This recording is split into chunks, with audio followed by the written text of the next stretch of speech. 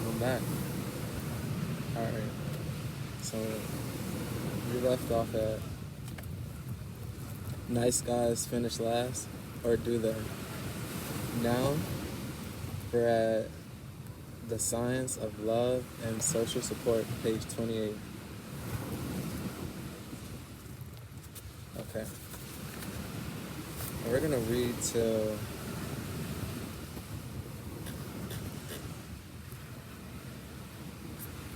until 30 minutes. Okay. Let's go. When you feel loved, nurtured, cared for, supported, and intimate, you are much more likely to be happier and healthier. You have much lower risk of getting sick, and if you do, a much greater chance of surviving. Green or orange. Orange. Social ties are the cheapest medicine we have. Shelley E. Taylor. Healthy young men from two Harvard classes of the early 1950s were asked to fill out a questionnaire that would assess how close they were to their parents. A check of their medical records 35 years later yielded intriguing data.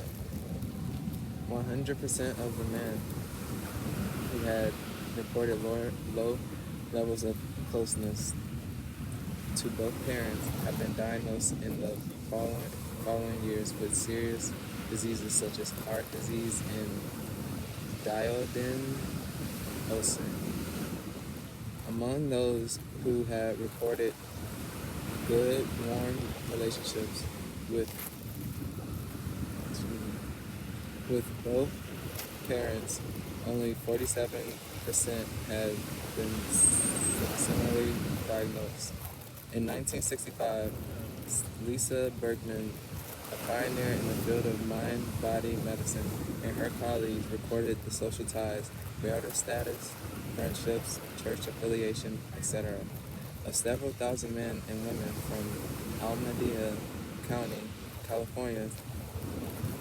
9 years later, in 1979, the researchers set out to access the study participants' health. They found that the people living in isolation were dying at a rate 1.9 to 3.1 times higher than the people well integrated in their social environments. In the years following 1979, several other studies confirmed that lack of social connection presents a serious health risk. In the 1990s, Dr. Sheldon, well, of course, this is all before the internet, right? Okay. In the 1990s, Dr. Sheldon Cohen of Carnegie Mellon University and his collaborators assessed the extent of social connections of 276 healthy volunteers aged 18 to 55. Then they gave their subjects nasal drops containing one or two rhinoviruses with the goal to monitor the insurgence of the common cold. The researchers found that regardless of the virus they were given, subjects who were part of diverse social networks were more effective in fighting off the cold. Those with 6 or more types of social ties fared 4 times better than those with 1 to 3 types. Dr. Janice Glaser and her team at Ohio State University showed that separated and divorced men were not as healthy as married men. They also showed that men whose married lives were of poor quality had less effective immune systems. Hostility between husband and wife is certainly bad for their health. In another study, Dr. Kyoko Glacier and Ronald Glaser focused on couples who had been married for several decades. They found that the immune systems of couples who argued a lot were weaker than those of couples who didn't. A review of dozens of studies has shown that hostility as a personality trait is a major risk factor in the development of pulmonary heart disease. In order to be healthy, we need to live among others. Since social integration is help, helpful, not helpful, not helpful, helpful social skills. The skills that make social integration possible are utterly relevant to our health when we are skilled in managing our relationships.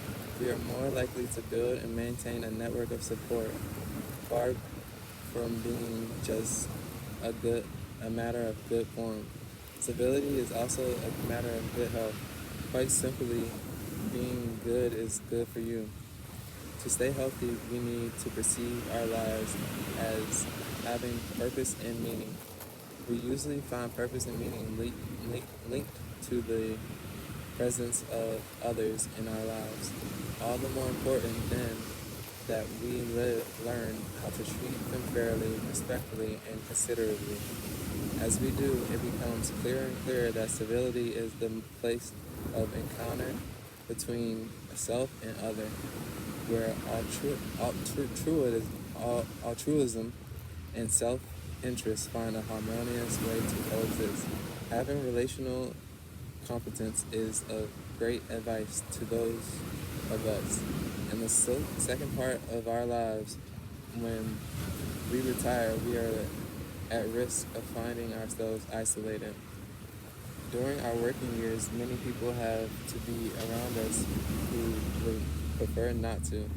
But when business is not a factor anymore, those people have no incentive to remain part of our lives.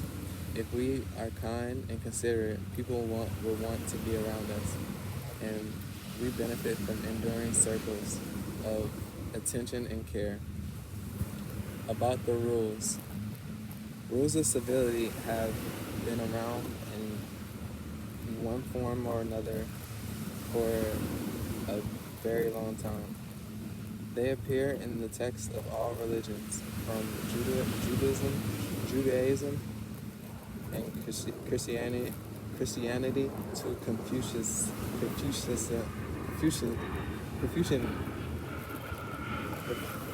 Confucianism, whatever. From Islam to Hinduism. They can be found in Renaissance tracts or the ideal gentleman and gentlewoman in Victorian books of matters, and in the works of philosophies from Plato to Kant. Today's self-help manuals of social skills try to keep these rules alive, as do the palettes by civil society supporters of all stripes. We have a choice about how we behave, and that means we have the choice to opt for civility and grace, the white curry. I have tried to condense that vast body of work and its wisdom into 25 essential rules. Although the rules of civility, although the rules of civility you will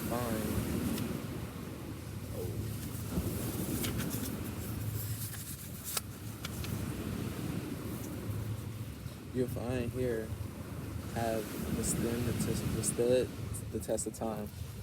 I have reconfigured and rewritten them with the needs of our time in mind, drawing on my personal experience. Following them may not feel like a shortcut to a good life. If anything, these rules may feel like a long cut, since civility requires work and dedication. but they do offer. If anything, these roads may feel like a long cut since civility requires work and dedication. But if they do offer a path to serenity and contentment.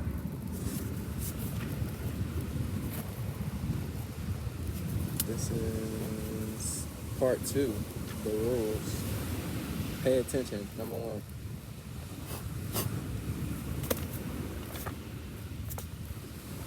Pay attention. A human moment occurs anytime two or more people are together paying attention to one another. Edward M. Holloway.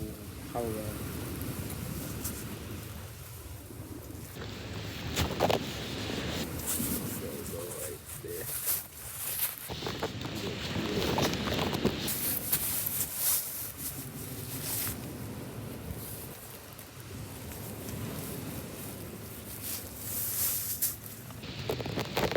Ah,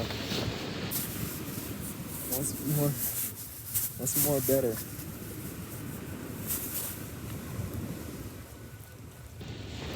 Got long legs. Ants everywhere.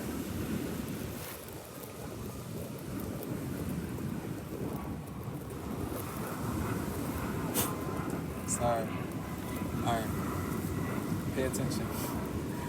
The principal form that the work of love takes is intention. M. Scott Peck. Several middle schoolers are walking down the hall. They are laughing. They are teasing one another. They are loud. As they walk by a closed classroom door, one of them does the unexpected only a few seconds ago. She seemed obvious. She seemed oblivious to anything but the microcosm of her jingling peers. But now, as she glances at the closed door, the thought that a class or an exam may be taking place behind it flashes through her mind. Immediately, she lowers her voice and hastens to hush her friends. A small act, yes, but an impressive one nonetheless. First, the woman managed to see her in her mind's eye, what may have been happening beyond the closed door. Then she was able to imagine the discomfort that her group's noise making cause. Finally, she was willing to act upon her empathetic imagination. This complex process, however, could not have started had she not been aware of her surroundings. She could be considerate because she was paying attention.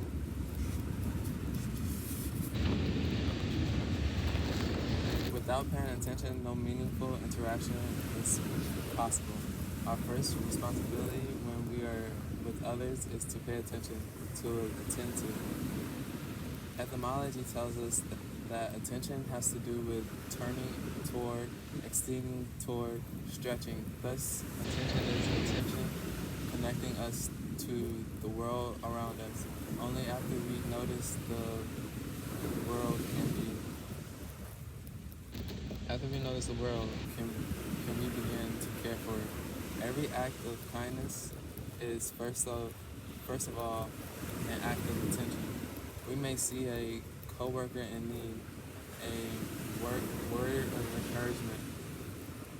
We may see a coworker in need of a word of encouragement, but it is only if we pay attention that we may do something about it. We may hear a child cry, but again, our help is contingent upon our stopping and taking notice. We spend much of our daily lives neglecting to pay attention. I know I often go through my surroundings without taking them in, without making them mine. When I drive from home to the office and back along my well-traveled route, rarely is my attention struck by the individual objects of the world around me. Rather, my glance is trapped by the patina of the familiar covering them. A tree is nothing but a tree. A storefront, just another storefront. A bus, just a bus. A passerby, just a passerby. Nothing interesting there. I believe we are all familiar with this kind of experience, just as we are acquainted with its opposite. We also are able to relate to the world as a new interesting place, as something worthy of attention. Sometimes we need a special occasion to do so. Now I am covering the same stretch of road I cover every day, but I this time a friend visiting from out of town is with me. As I point out the sights of him, my perception becomes keener and the familiar turns slightly unfamiliar. I manage to see what I see every day as if from the first time the tree becomes an old dogwood. A handsome calico cat sleeps in the storefront's window. The business, the bus roaring by flashes a destination that reminds me of a resort I loved as a kid. And the passerby is a middle-aged, seemingly upset woman pressing a white handkerchief to her mouth. What have I been doing? I've been looking at my everyday world through the eyes of the stranger. I have stripped reality of its generic wrapper. I have been paying attention. When we relate to the world as if we were an automatic pilot, we can hardly be at our best in our encounters with our fellow human beings. When we pay attention, when we are alert to the world, we improve substantially the quality of our responses and therefore the quality of our lives and the lives of those who touch ours. We want to inhabit every situation with ease, but at the same time maintain a little bit of the stranger's ability to be impressed by reality. We want to allow reality to leave its mark upon our consciousness. I am not, these 3 bullet points, or four, yeah, four. I am not just talking with a colleague, but with this colleague who told me several weeks ago that he was concerned about his child's health and whom I have seen grow more and more preoccupied in the last few days. I will keep this in mind as we plan our next month's teamwork. I am not just reminiscing with a high school friend, but with this friend who married early, never went to college, and seems threatened by the friendships I've developed in college. I should reassure her by my commitment to our friendship. I am just critiquing the work of a student. I am speaking to this individual student whom I saw struggling during the semester as she tried to match the performances of more seasoned fellow students. As I go over her essay with her, I will remind her at her strengths and tell her I believe in her potential. A car is trying to join the traffic flow from the parking lot to my right. Since the traffic is bumper to bumper, if everybody thinks of the car as just another car, its driver will be stuck forever. I will slow down and let him in ahead of me. 5 bullet points. Virginia notices that in the back of the car, several of the travelers are reading a Since we want to talk, she observes, it would be a good idea to sit in front in order to disturb them as little as possible with our chatter. Attention is what all of these situations have in common, or to be more precise, the victory of attention over carelessness, indifference, and inertia. When we slow down the pace of attention, we do justice to life by taking it seriously. When we pay attention, we do justice to the presence of others in our lives. Attention entails transcending of the self. Through it, we can confer value upon the lives of others. When I show you that you are worthy of my attention, I am acknowledging and honoring your worth. Although attention is a reading of what is around us, it is also timely self-awareness. We want to be aware of how we are reacting to the circumstances at the very time we are reacting to them. We want to make sure that there is a good fit between how we feel and how we do and what we do. Somebody's words hurt us and we perceive a swell of outrage inside. Let's stop for a moment to pay attention to it. Is it warranted? Are we overreacting? Are we about to respond in a way we will soon regret? As a friend asks us to recommend him for a job, our first reaction is one of the uneasiness. Before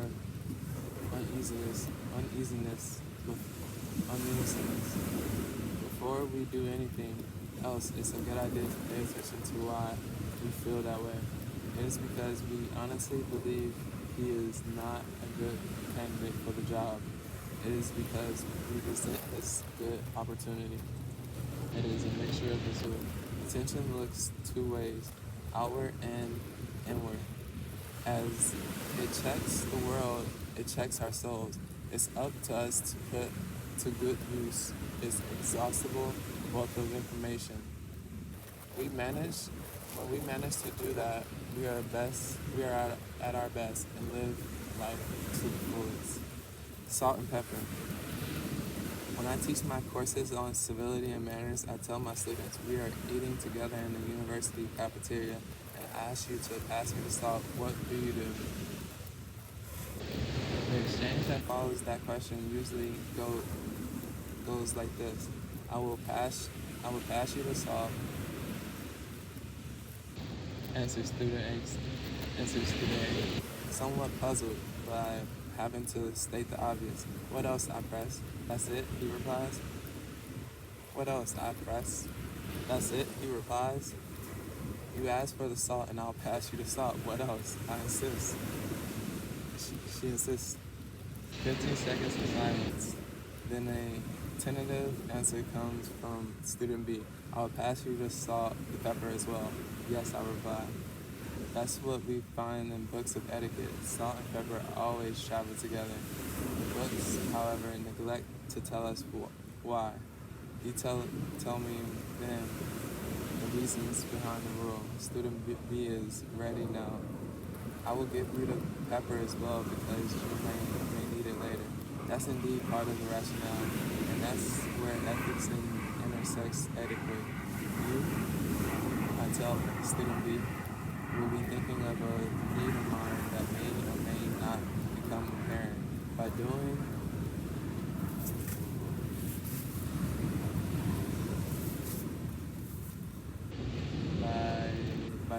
what you are doing, you are not observing an arbitrary rule. Your act has an ethical component, since it requires attention and consideration. If the essential feature of a creep is self-centered, oblivious, you are the opposite of a creep. At this point, somebody points out that keeping salt shaker and pepper mill together makes it easier to locate them. The next,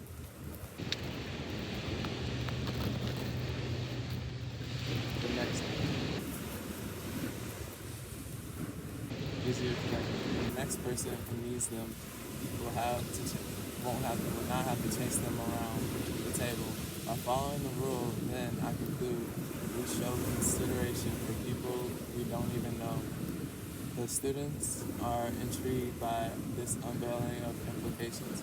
They talk about the salt and the pepper with their friends and their dates, and they begin to understand that a humble book of etiquette can be used as a primer in moral philosophy. This this meditation on good manners and their ethical underpinnings both expands and gives focus to the students' awareness of the needs of others. My hope is repeated. My hope is that repeated exercises like this will make them less likely to engage in reckless, self-centered, or even abusive behavior. Or they cover up the fact that they are a psycho. Every every action done in company. This is number 2. Acknowledge others. Every action done in company ought to be with some sign of respect to those that are present. George Washington. Acknowledge others' existence, their importance to you, their feelings, and the things they do for you. Acknowledgement comes in many forms. Remembering someone's name, paying a thoughtful comment, summarizing what you just said for a newcomer to the conversation, holding the door open to let someone through, welcoming, thanking, and just plain saying hello. New to the United States, a green graduate student from Italy, eager to understand the world around me. Some 25 years ago, I rode the bus daily to the UCLA campus in Westwood, California. One of the first powerful impressions of America comes from those rides. Much to my surprise, many passengers would say good morning to the driver as they stepped onto the bus and thank you and have a good day as they stepped off. I never witnessed anything like that. In Europe, nobody paid attention to bus drivers.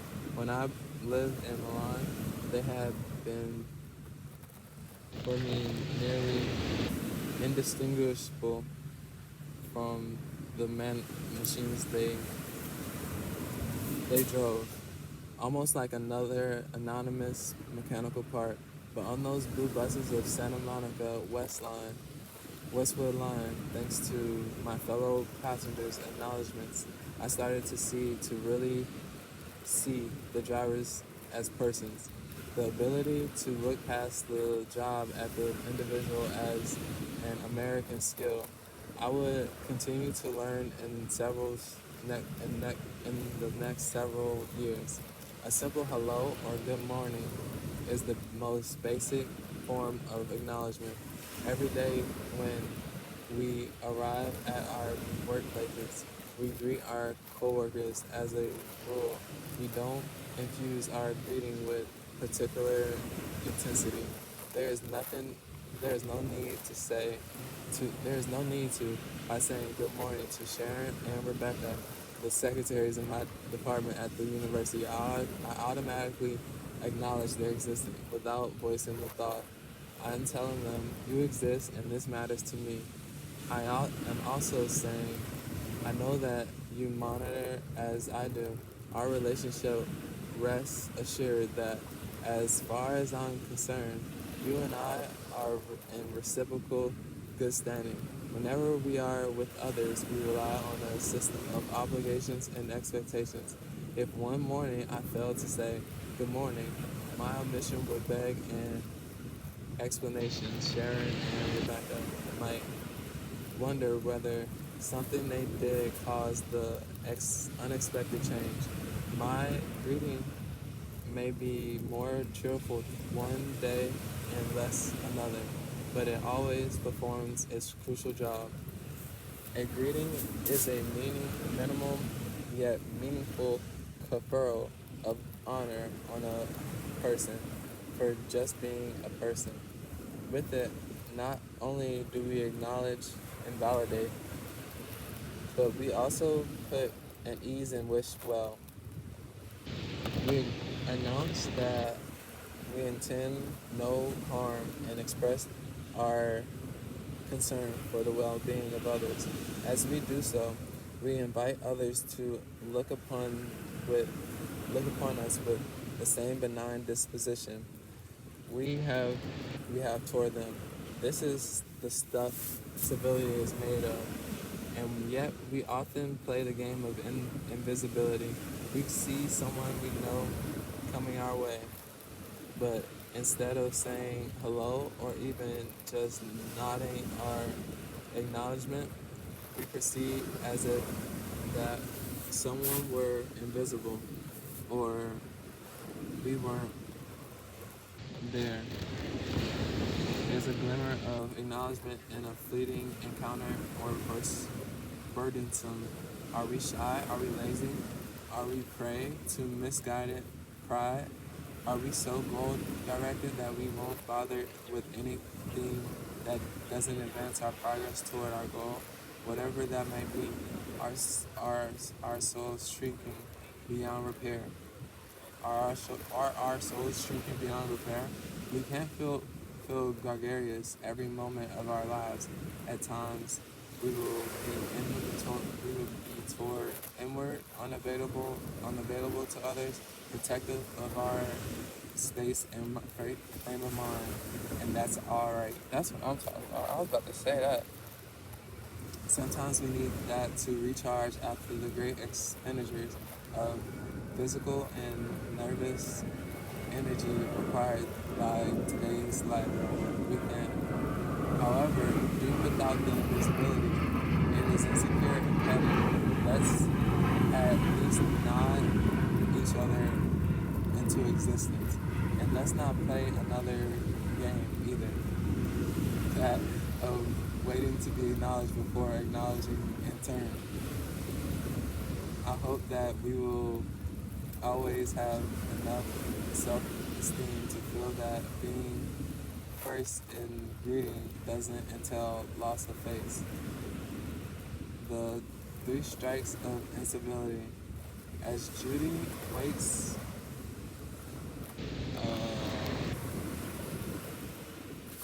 alright. As Judy waits in line as the at the bookstore's cash register, a woman nonchalantly slips ahead of her. Where it is, where's the harm of that? The rude act, a lack of acknowledgement, causes harm in at least three ways. First of all, Judy is inconvenienced by being made to wait longer. She has other things to do. She needs to complete her business as soon as possible, and she can't. Second, Judy is harmed by the woman's dismissal of her presence. The woman the woman acts as though Judy didn't exist or her existence didn't matter. The loss of her face makes Judy perturbed and resentful. Third, if Judy feels that she should do something to redress the slight, this will perturb her as well. She will wonder whether she really wants to bring the issue to the woman's attention. It is worth her while. Will an unpleasant exchange ensue? Is the incident going to escalate? If she doesn't react, is she being cowardly? Yes. Rudeness begets conflict with others, but also conflict within ourselves, and the latter can prove as hurtful as the former. Alright, that's the end of today's lecture or reading. Um, the next is think the best. Page 44. Closing thoughts. You have to have good judgment because sometimes people don't be having good days, and then some people don't be wanting help, and so like you don't want to feel that should knock off your spirit. Like you should just go about your day if somebody is not being as civil as we would like. So yeah, just have good judgment and